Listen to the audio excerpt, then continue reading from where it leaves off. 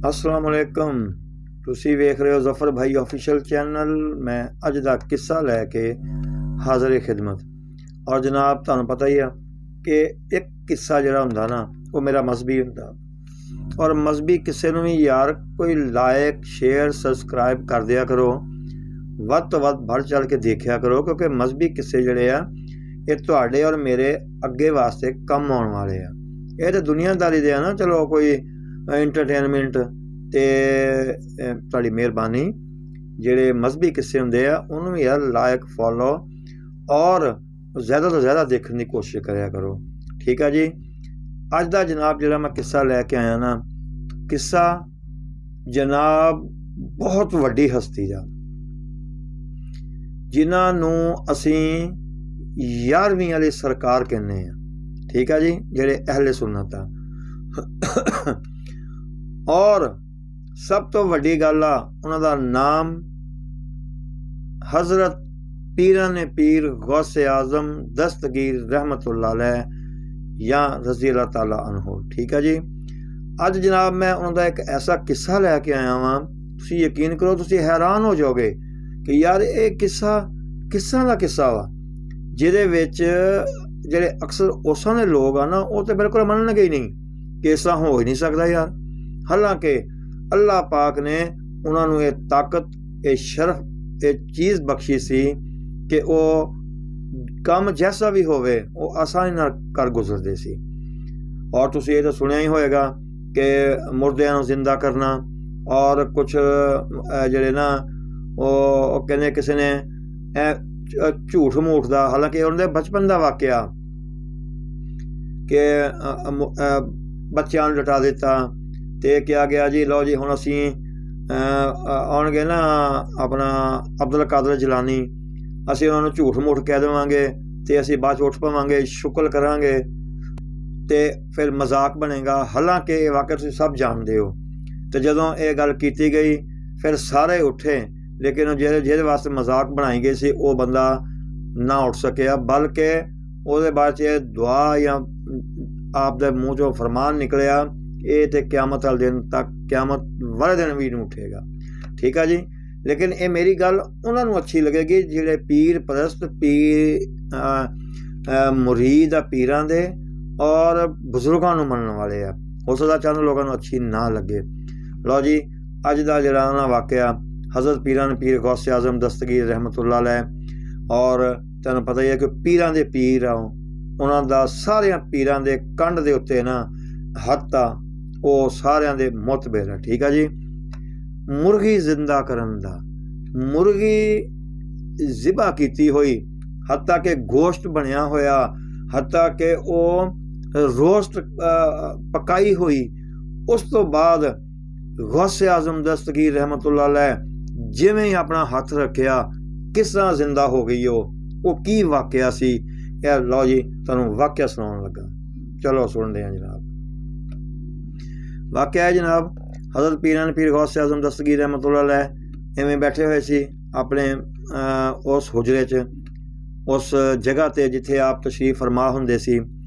एक माई आई, उन्होंने आन के ये अर्ज़ की कि या गौसे आज़म, मैं चाहनी हाँ कि मेरा बेटा जिहड़ा ना वो तुहाडी सोहबत च अगर आवेगा ना तो वो एक बहुत ही आला नेक और बड़ी जिवें कहते हैं खसूसियात दा मालक एक इंसान बनेगा।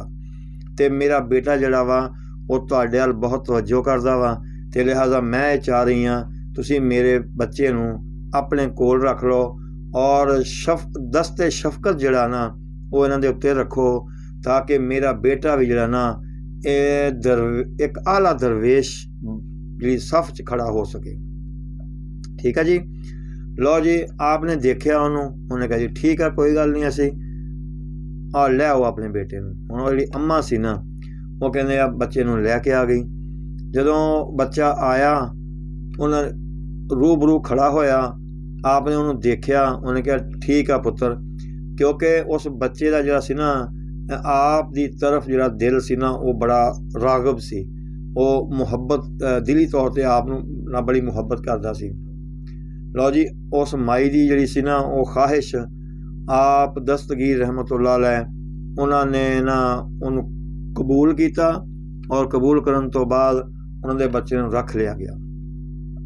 लो जी माई वापस चली गई।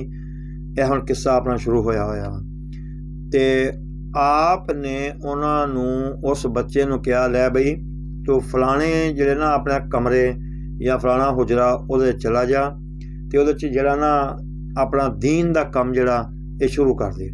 और जो भी ड्यूटी लाई आपने उन्होंने भी कुरान पढ़ाना वा या पढ़ना वा या मदरसे का काम या जो भी आपने ड्यूटी लाई, चलो जी ड्यूटी लग गई। लेकिन आपने कहने कि जौ की रोटी सुक्की हुई सी, खुश्क सी, उसकी वालदा ते चली गई हो और तकरीबन रोज़ ही उन्होंने वो रोटी मिलनी, खुश्क रोटी सुक्की हुई, जिन्हों आप शायद दूसरी जबान कह दें कि टुकड़े। ठीक है जी। हुण वो जिहड़ा बच्चा सी ना उन ते मुहब्बत सी, वो तो खांदा रहा जिदा भी खा खू होया उहदे को। माँ एक दिन आई, 6 महीने साल लंघ गया या जिन्ना भी टाइम लंघिया, माँ आई तो माँ का दिल तो तुहानूं पता है किस तरह का हुंदा। माँ जदों उहदे कमरे च गई ना, उन्हें जाके देखा भी जौ की सुक्की रोटी खा रहा वा ते माँ नूं ते बड़ा अजीब लगा कि मैं तो हज़रत गौसे आज़म दस्तगीर रहमतुल्लाह अलैह उन्हां को इस वास्ते नहीं छड़ के गई कि मेरे बेटे की हालत आ कर देन। उन्होंने उहदे अंदर गुस्सा आया, उन्हें कहा मैं जाके बाबा जी दे नाल शिकायत कर दी। लो जी वो शिकायत वास्ते गई। बाबा जी हुण बैठे हुए हज़रत पीराने पीर अब्दुल कादर जिलानी रहमतुल्लाह अलैह इवें बैठे हुए ते ना खाना खा रहे ते अगे मुर्गी का गोश्त पक्या होया तलिया होया बेहतरीन किस्म का वो रखिया होया ते आप जो ना वो नोश फरमा रहे सी। हुण माई ने जदों उधरला किस्सा देखिया तो पहले ही वो बड़ी गुस्से जे जदों इधर आन के देखिया कि सरकार आप ते चरगे ते मुर्गे खा रहे आ ते मेरे बच्चे नाल की हालत की, उस को रह नहीं होया।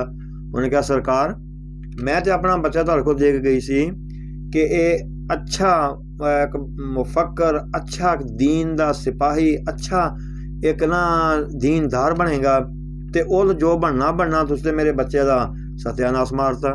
उसकी हालत देखो की करती, वो कमज़ोर हो के तो किसी काम का ही नहीं रह गया।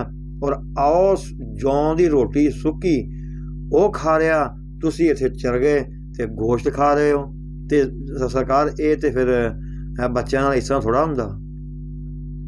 फिर आपने देखो हुण तुहानूं वाक़या दस्सण लगा, आपने उत्थे उन्होंने की फरमान जारी होया। आपने फरमाया ठीक आ जे ये गल आ ना तो फिर आ देख, आपने और गोश्त खा रहे सी ना, उहदियां हड्डियां एक प्लेट च एक साइड से रखी जा रही सी, खाई जा रही सी, हड्डियां रखी जा रही सी। और जड़ियाँ 2 4 5 7 हड्डियां हुईयां, आपने उन्हें कहा देखी, आपने उत्ते हथ रखिया। एवें जदों हथ रखिया ना कि फरमाया ए हुक्म ए लागू किया उस मुर्गी ते कि ए मुर्गी अल्लाह पाक दे हुक्म नाल, अल्लाह पाक दी रज़ा नाल मैं तेनों कह रहा जिंदा हो जा। लो जी वाली मुर्गी सी वो कहने ए फटका मारिया जिंदा हो गई, वो हड्डियां हुड्डियां खत्म हो गई उतों। लो गल ये हुई आ कि वो माई सब कुछ देख रही सी। आपने फरमाया माई गल सुन, जिस दिन तेरा बेटा इस जगह ते इस लैवल ते आ जाएगा कि वो जदों जिस चीज़ में हथ लाएगा वो वापस अपनी शक्ल च आएगी, जो कहेगा वो हो जाएगा, जो करेगा वो भी पूरा होएगा। ते उस दिन जड़ा ना वो चाहे चरगा खावे, मुर्गा खावे, जो मर्जी खावे, सब कुछ जड़ा ना उन्होंने ऑटोमैटिक मुहैया होएगा। ठीक है जी। ते जदों इस लैवल ते आ गया तेनों कहने की जरूरत नहीं है। वो माई बड़ी शर्मिंदा हुई, उन्हें कहा जी वाकई मेरी थोड़ी जी गलती सी, वो तो तुहाडी एक इसलाह का एक दौर चल रहा सी, मकसद यह तो मैं उहदे च खलल पाया, लिहाजा मैं माजरत चाहुंदी हाँ तो मैं आइंदा जड़ा ना कभी यह जी शिकायत लैके नहीं आवांगी। ऐसी जनाब हज़रत पीराने पीर गौसे आज़म दस्तगीर रहमतुल्लाह अलैह असी रज़ी अल्लाह ताला अन्हो भी कह दिंदे आ। ठीक है जी। ये उन्हां दी करामात आ, हज़रत पीराने पीर दी करामात बेबहावा, लेकिन एक छोटा जिहा वाकया। ठीक है जी। तुहानूं कैसा लगा मैनू कमेंट्स करके ज़रूर दसना जनाब। ਮੇਰੇ ਚੈਨਲ ਨੂੰ ਸਬਸਕ੍ਰਾਈਬ ਲਾਈਕ ਸ਼ੇਅਰ ਜ਼ਰੂਰ ਕਰਿਆ ਕਰੋ। ਓਕੇ ਜੀ, ਕਿਸੇ ਨਵੇਂ ਕਿਸੇ ਨਾਲ ਫੇਰ ਹਾਜ਼ਰ ਹੋਵਾਂਗੇ। अस्सलामु अलैकुम।